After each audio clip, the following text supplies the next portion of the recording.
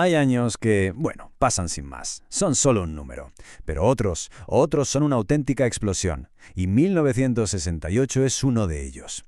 Fue un año que lo cambió absolutamente todo.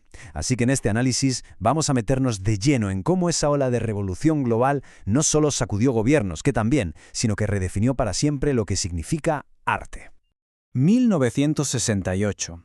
De verdad no es solo una fecha. Pensemos en ello como una grieta enorme que recorrió el planeta entero. Fue el año en que los cimientos de casi todo, la política, la sociedad y, por supuesto, la cultura, se vinieron abajo. Y ya no hubo vuelta atrás.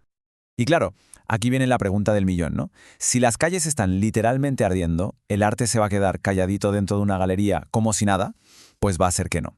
Vamos a seguir el rastro de ese fuego para entender cómo respondió el arte, cómo se transformó por completo y por qué, en muchos sentidos, nunca volvió a ser el mismo. Bien, pues para entender de verdad la que se lió en el mundo del arte, primero hay que mirar fuera, al mundo real. Hay que calibrar la magnitud de la explosión social que estaba ocurriendo. Porque, ojo, esto no fue una cosa aislada en un país, fue una reacción en cadena a escala planetaria.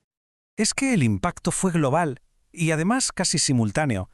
O sea, imaginemos la escena. Mientras los estudiantes levantaban barricadas en París, en Estados Unidos la gente se jugaba la vida por los derechos civiles. Y al mismo tiempo que los tanques aplastaban la primavera de Praga, una masacre brutal silenciaba a los estudiantes en México. El planeta entero estaba en ebullición, y el grito era el mismo en todas partes. Queremos un cambio, y lo queremos ya. Y claro, todo este fuego no salió de la nada. Tenía, digamos, combustible intelectual. Había pensadores que estaban poniendo palabras a todo ese malestar.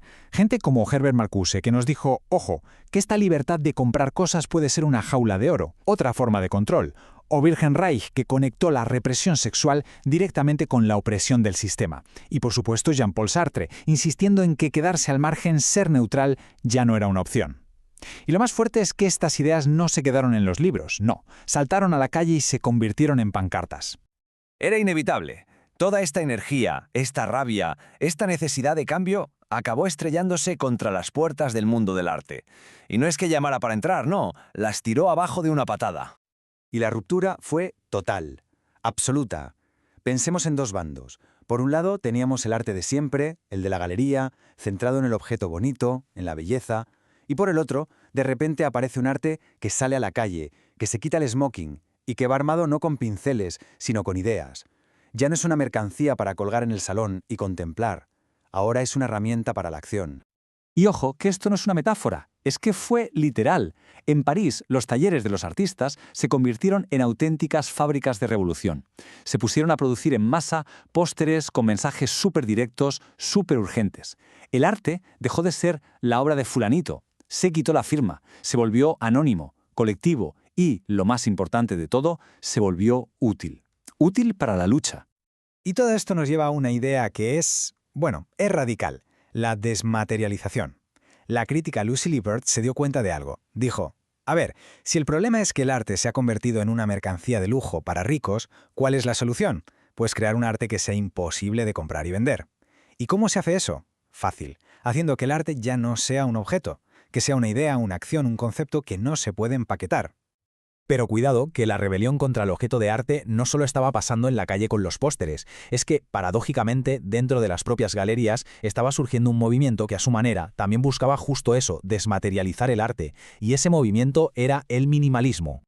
El minimalismo fue como una limpieza a fondo, una limpieza radical. Se deshizo de todo lo que sobraba, la historia que cuenta el cuadro, la emoción del artista, hasta la pincelada, fuera todo. ¿Y qué quedaba al final? Pues estructuras primarias, objetos industriales, fríos, impersonales, cubos, rectángulos, que se negaban rotundo a ser ese arte bonito que el mercado quería comprar. A ver, para entender qué buscaban con esto, pensemos un segundo en la famosa ilusión óptica del pato y el conejo. La conocemos, ¿no? Es imposible ver las dos cosas a la vez. O ves el pato o ves el conejo. El cerebro tiene que elegir y la percepción va cambiando. Pues bien, el minimalismo buscaba provocar exactamente esa misma sensación de inestabilidad, pero con objetos en una sala.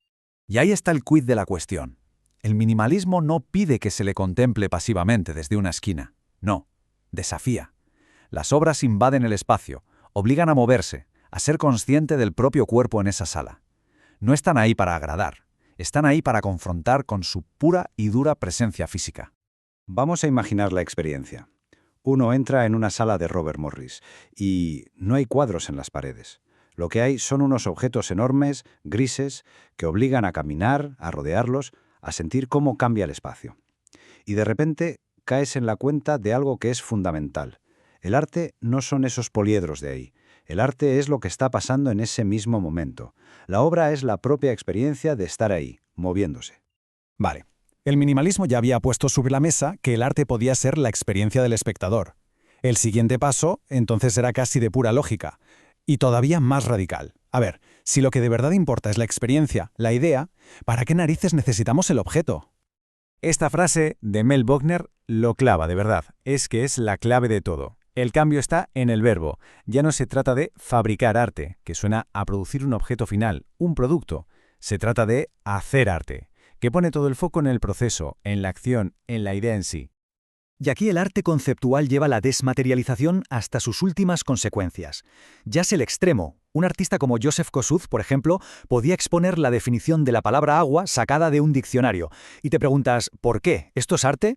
Pues sí, porque la idea era que el arte ya no era algo que mirar, sino una herramienta para pensar sobre qué es el arte, qué es el lenguaje, qué es la realidad. Vamos, una revolución filosófica en toda regla. Bien, una vez que el arte se escapó del objeto y de la galería, del cubo blanco, pues empezó a explorar territorios completamente nuevos. Y claro, eso trajo nuevas preguntas y, como no podía ser de otra manera, nuevas polémicas. Una de las consecuencias más importantes fue eso que se llama site specificity, o especificidad del lugar. La idea es que la obra de arte ya no es un objeto que puedes coger y llevarte a otro sitio. No, está hecha para ese lugar en concreto. Y esto, claro, tuvo consecuencias. El caso más famoso es el del Tilted Arc de Richard Serra, un muro de acero gigantesco que partía una plaza pública por la mitad. ¿El resultado? La gente lo odió. Lo dio con todas sus fuerzas. Y esto demostró algo que ya no tenía vuelta atrás. En el momento en el que el arte sale a la calle y ocupa el espacio de todos, se convierte en política. Quiera o no quiera. Pero, con toda esta radicalidad, con toda esta revolución, había un punto ciego bastante evidente. Si miramos las fotos, los nombres de los protagonistas, la mayoría eran hombres. Hombres blancos, occidentales. Parecía que la revolución al final no era para todo el mundo. Faltaba gente en esa foto. Y la respuesta, una respuesta contundente, vino de la crítica feminista. Frente a esa abstracción tan fría, tan cerebral del minimalismo, artistas como Ana Mendieta volvieron a poner el cuerpo en el centro de todo. Pero ojo, no un cuerpo idealizado o de anuncio, no, un cuerpo real, vulnerable, a veces violentado. Obras como esta, que son durísimas, directas, demostraron que la política no es solo una idea abstracta de la que se habla en los libros. La política es algo que se vive y muchas veces se sufre en la propia piel. Así que el arte feminista no fue simplemente una corriente más en la lista, no. Fue una corrección, una enmienda fundamental a todo lo anterior. Fue lo que expuso ese punto ciego de la primera revolución y abrió el arte a temas que hasta entonces se habían ignorado por completo. Se había abierto la caja de Pandora de las políticas de identidad y eso ya no se podía volver a cerrar. Y todo esto, claro, nos trae hasta hoy. Porque el gran legado de 1968 es que el arte se ganó el derecho a ser político, el derecho a ser una idea, el derecho, sobre todo, a ser una pregunta incómoda. Así que la cuestión que sigue abierta y nos interpela es, en este mundo tan convulso que tenemos ahora, ¿cuáles son las preguntas que el arte necesita hacer hoy?